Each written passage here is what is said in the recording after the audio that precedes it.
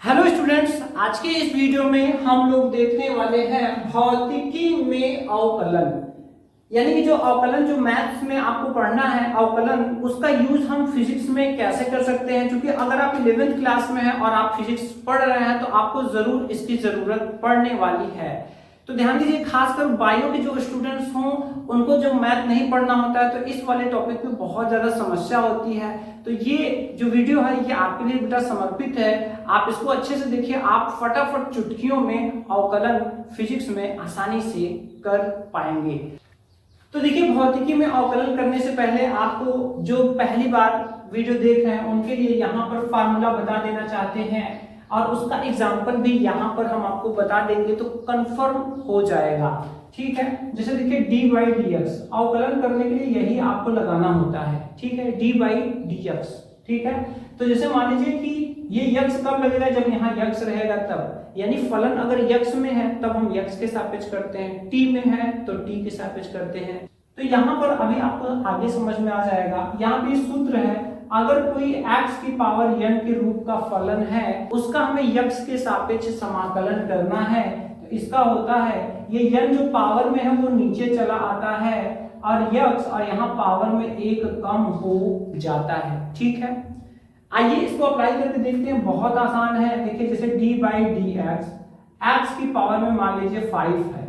ठीक है, अब x की पावर में क्या है 5 है, तो इसका जब अवकलन करेंगे तो ये 5 नीचे चला आएगा और यहाँ पे 5x की पावर 4 हो जाएगा। अब इसी तरह से कोई भी फलन आपका आए यहाँ पर d बाई डी एक्स की पावर 7 क्या हो जाएगा 7x की पावर 6। सिंपल है। यहीं पर अगर d बाई डी एक्स थोड़ा सा चेंज कर रहे हैं, यहाँ आगे मान लीजिए कोई अंक आ गया, आगे क्या आ गया कोई अंक, और इसका आपको करना है, तब क्या करेंगे आप। तो इसके लिए भाई 3 आप बगल हो जाओ, हमें इनसे मिलना है। मतलब कि यक्स वाला यक्स के बगल में जाएगा, 3 आगे हो जाएगा, 3 यहाँ पर d by D x square हो जाएगा। अब जैसे हम पहले करते थे वैसे ही करेंगे, 3 और यहाँ पे x स्क्वायर का हो जाएगा 2x। क्यों? क्योंकि 2 कहाँ आएगा नीचे, पावर में एक कम, यानी कि 1 हो जाएगा। 1 लिखे या ना लिखे, तो यहाँ पर इस तरह से, और यहाँ 3 दूनी कितना हो जाएगा 6x। चलिए इस तरह से आप बताएंगे क्या कमेंट में 7x की पावर 5। चलिए इसका बताइए जरा कमेंट में क्या होगा। कुछ नहीं करना है, 7 आगे हो जाएगा और x की पावर 5 है। आप जानते हैं 5 नीचे चला आएगा, एक कम हो जाएगा, 5x की पावर 4। ठीक है, तो 5x की पावर 4 हो जाएगा और फाइनली जो आंसर आएगा 35x की पावर 4। कोई दिक्कत? तो इस तरह से हम आशा करते हैं कि आपको ये वाला जो फार्मूला है वो समझ में आ गया होगा। अब दूसरा जो फार्मूला हम लोग यूज करने वाले हैं उसको देखिए, इसको हम रेस कर रहे हैं, मिटा रहे हैं। दूसरे नंबर पर जो है ये यहाँ पर क्या है, यहाँ पर अगर कोई अचर पद है, कोई भी गिनती है, कोई अंक है, अगर अचर है कोई, उसका अगर हम अवकलन करेंगे तो उसका 0 हो जाएगा। क्या हो जाएगा 0 हो जाएगा। ठीक है, जैसे इसका भी एग्जांपल देख लीजिए, ये हमारा मेन फार्मूला हो गया। अब यहाँ पर देखिए d बाई डी एक्स की पावर केवल 5 है, कोई अंक है, गिनती है, क्या हो जाएगा 0 हो जाएगा। ठीक है, चलिए d बाई डी एक्स। ठीक है, अब देखिए थोड़ा सा हम हटके अप्लाई कर रहे हैं। मान लीजिए आपको 2x + 3 है और इसका क्या करना है अवकलन करना है, तो यहाँ पर देखिए क्या हो जाएगा। तो देखिए 2 तो अचर पद को बगल करके हम x के बगल में d बाई डी एक्स लिखते हैं ऐसे, और यहाँ पर d बाई डी एक्स 3 पर भी चला जाएगा, उसका भी अवकलन होगा। अब इसका देखिए x का x के सापेक्ष क्या होता है 1, तो यहाँ पे क्या हो जाएगा 1, और यहाँ पे अचर पद का क्या होगा 0, तो यहाँ हो जाएगा 0। फाइनली इसका अवकलन 2 आया। ठीक है, तो इस तरह से हमें यहाँ पर करना है। तो चलिए ये तो 2 एग्जांपल हो गए हम लोगों को समझने के लिए। अब यहाँ पर देखिए, अब देखिए भौतिकी में इसको यूज कैसे करना है। तो देखिए ध्यान दीजिएगा, ध्यान से समझिएगा। देखिए यहां पर 2 चीजें आएंगी, वेग आएगा और क्या आएगा त्वरण, वेलोसिटी आएगा और एक्सीलरेशन आएगा। ठीक है, तो वेग आप किसको कहते हैं? देखिए यहां स्थिति भी हो सकता है या विस्थापन भी हो सकता है। स्थिति या विस्थापन परिवर्तन की दर को वेग कहते हैं, आप यही कहते हैं। त्वरण किसे कहते हैं? तो देखिए वेग परिवर्तन की दर को त्वरण कहते हैं। अगर ये हमारा एक वाक्य के रूप में है, अगर हम इसको और अच्छे ढंग से लिखें तो हम यहां लिख सकते हैं वेग बराबर, क्या लिख सकते हैं? विस्थापन बटा समय, यही लिखते हैं आप, ठीक है। अब ध्यान दीजिएगा, अगर यहाँ विस्थापन है तो राशि हमारा विस्थापन है, यहाँ विस्थापन परिवर्तन भी लिख सकते हैं। विस्थापन यहाँ स्थिति परिवर्तन, ठीक है। विस्थापन क्या होता है? स्थिति में परिवर्तन ही तो विस्थापन होता है। विस्थापन मतलब स्थिति परिवर्तन, तो कहने का सेंस वही है ये चीज। अगर हम त्वरण की बात करें तो यहाँ पर त्वरण बराबर क्या हो जाएगा? तो त्वरण बराबर क्या होगा भाई? वेग परिवर्तन बटा समय, यही हमारा क्या है? त्वरण है। यहाँ पर अब अवकलन में इसका यूज कैसे होगा? अवकलन में हम इसको कैसे किस तरह से डिफाइन करेंगे, तो ध्यान दीजिएगा। देखिए यहां पर समझिए, अगर विस्थापन बराबर क्या हो गया? y, ठीक है। तो विस्थापन y हो गया, तो अगर हमें विस्थापन परिवर्तन की दर, अगर हमें ये चीज को लिखना है तो हम अवकलन की भाषा में इसको कैसे लिखेंगे? हम लिखेंगे v बराबर dy बटा dt, v बराबर dy बटा dt, ठीक है। तो यहां पर देखिए, यहां पर हमें वेग मिल गया और यहीं पर अवकलन का, यहां पर पहली बार आपको यहां पे मुलाकात होगा d बाई dt। अब ये d बाई dt है तो यहां नीचे t आया हुआ है, मतलब कि समय t आया हुआ है यहां पर। इसका मतलब आप समझ लीजिए कि ये जो विस्थापन होगा ये t के पदों में क्वेश्चन में आपको मिलेगा। किसके पदों में मिलेगा? t के पदों में आपको मिलेगा। तो यहां से वेग हमें मिल गया। अब हम त्वरण की बात कर लें तो ये जो एक बार अवकलन करने पर जो आएगा, जो हमको मिलेगा, उसका हम दोबारा से, यानी कि जो v एक बार अवकलन करने पर जब आया है, जब उसका हम d बाई dt करेंगे तो हमें त्वरण यानी कि a मिलेगा। क्या मिलेगा? a, ठीक है। तो इस तरह से यहां पर दो चीजें हमने पा लिया। अवकलन के रूप में विस्थापन परिवर्तन की दर को वेग कहते हैं और वेग परिवर्तन की दर को त्वरण कहते हैं, ठीक है। अब देखिए इस पर सवाल आपको कैसे मिलेगा। देखिए यहाँ पर एक क्वेश्चन मैंने अपने मन से बनाया हुआ है, आपको भौतिकी में अवकलन वाला टॉपिक समझाने के लिए। यहाँ पर मैंने एक क्वेश्चन खुद से लिया हुआ है। क्या बोला जा रहा है? यदि किसी क्षण स्मॉल t पर किसी गतिमान वस्तु का विस्थापन y बराबर 3t square plus 4t plus 5 है तो नंबर 1 t बराबर 3 सेकंड पर, नंबर 2 t बराबर 5 सेकंड पर वस्तु का विस्थापन, वेग तथा त्वरण ज्ञात कीजिए। तीन चीजें पूछा है, विस्थापन, वेग, त्वरण ज्ञात कीजिए, ठीक है। तो अब यहां ध्यान दीजिए, यहां पर हमें विस्थापन दिया हुआ है। क्या दिया हुआ है? विस्थापन दिया हुआ है। ध्यान से समझिएगा, विस्थापन परिवर्तन की दर को वेग कहते हैं। इसका मतलब जो भी यहां पर y बराबर दिया हुआ है ये हमारा विस्थापन है। क्या है? विस्थापन है। इसके बाद देखिए विस्थापन का व्यंजक तो हमें यहीं पर दिया गया है, विस्थापन का व्यंजक हमको यहीं पर दिया गया है, ठीक है। अब हमें चाहिए यहां वेग और त्वरण। तो ध्यान दीजिएगा हमें क्या करना है, समझिएगा। यहां पर जो तीन चीजें हैं, देखिए विस्थापन यहां है, चलिए हम यहां स्टार बना दे रहे हैं। विस्थापन यहां है। सबसे पहले हम इसी व्यंजक से विस्थापन निकालेंगे, t बराबर यानी 3 सेकंड पर और 5 सेकंड पर, ठीक है। अच्छा, उसके बाद यहां दूसरे नंबर पर वेग पूछा है तो यहां हम डबल स्टार कर दे रहे हैं। दूसरे नंबर पर हमें ये यूज करना है, v बराबर dy बाई dt। और इसके बाद त्वरण पूछा है तो त्वरण के लिए तीसरे नंबर पर हमको ये चीज को यूज करना है। तो देखिए यहां पर हम लिखेंगे, चूंकि विस्थापन, तो हमें विस्थापन तो पता ही है। क्या पता है? y बराबर 3t square plus 4t plus 5 ये हमें दिया हुआ है।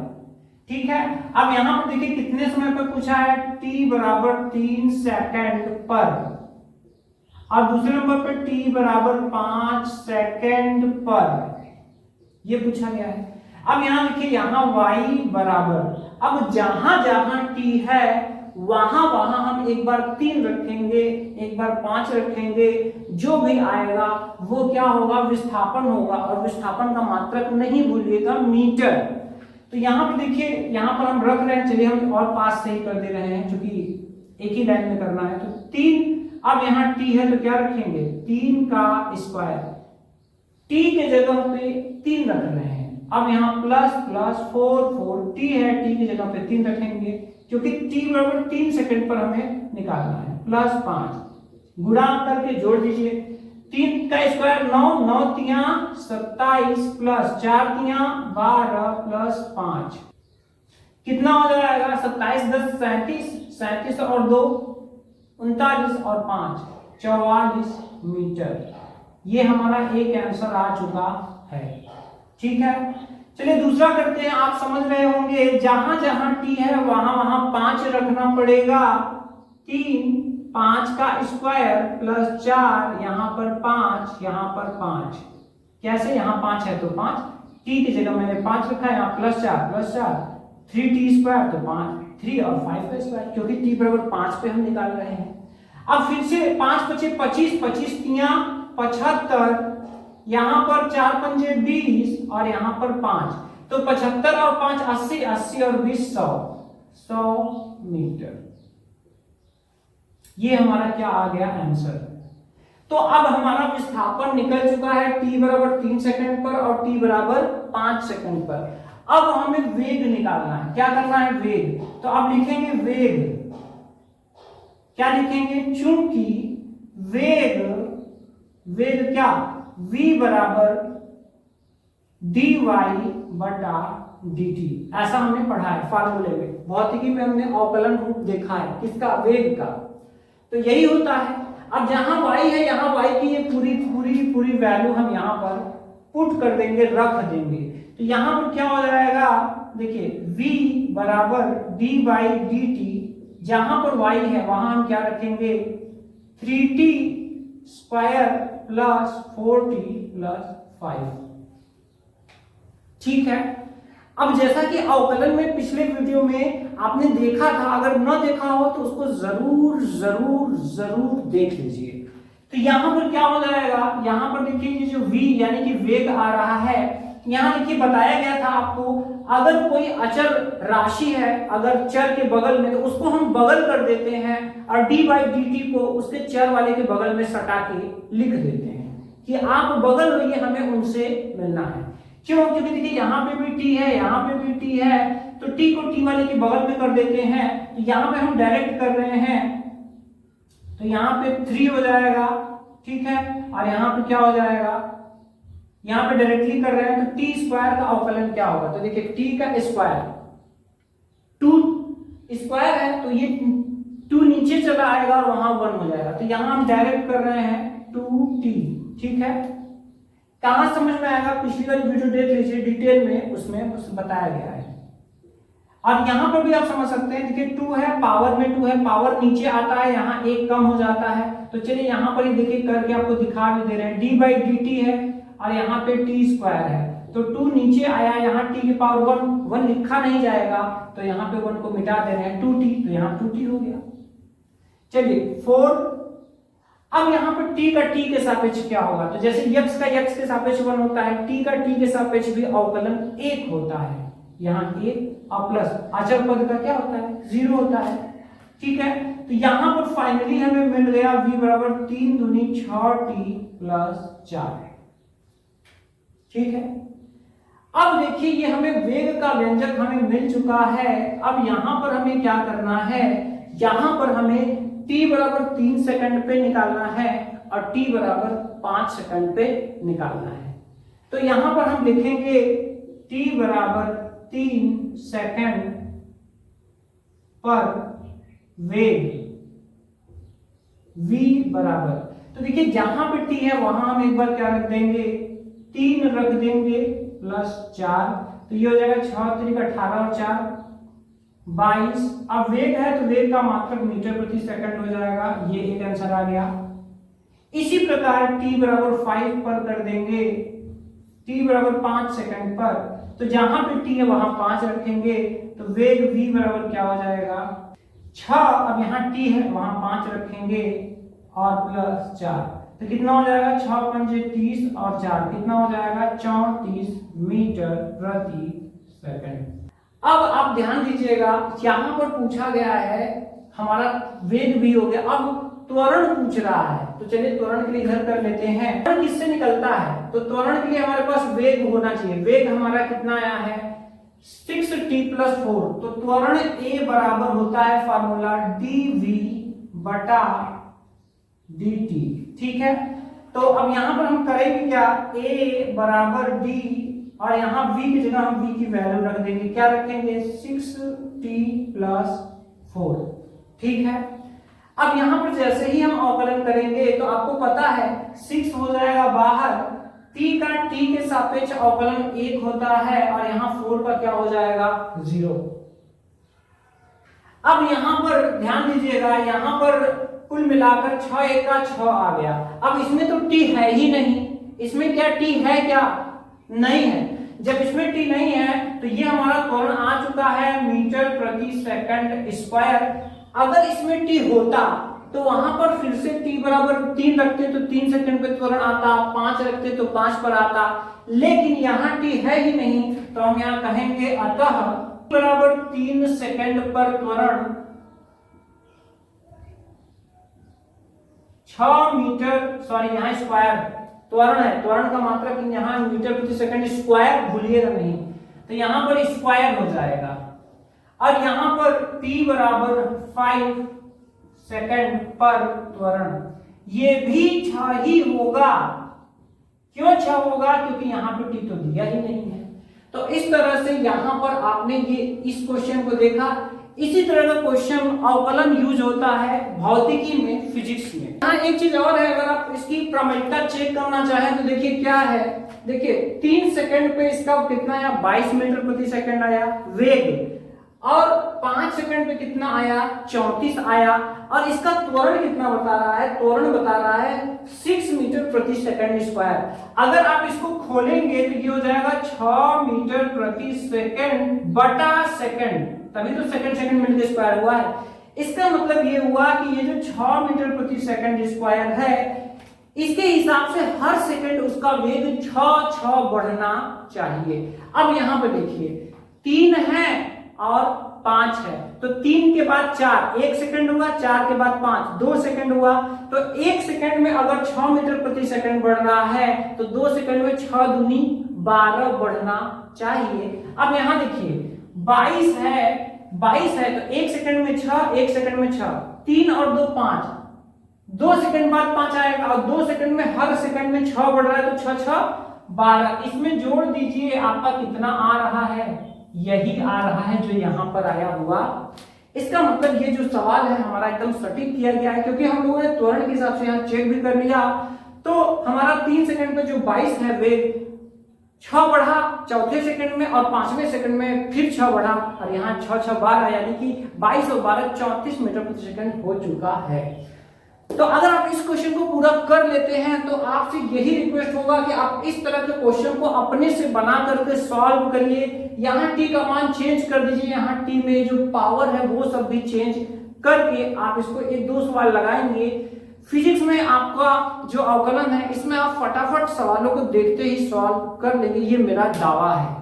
तो आज के लिए इतना ही स्टूडेंट्स, आशा करते हैं समझ में आया होगा। अगर आपके मन में जो भी कंफ्यूजन हो उसको आप कमेंट में जरूर कीजिएगा। तो मिलते हैं नेक्स्ट इंटरेस्टिंग वीडियो में।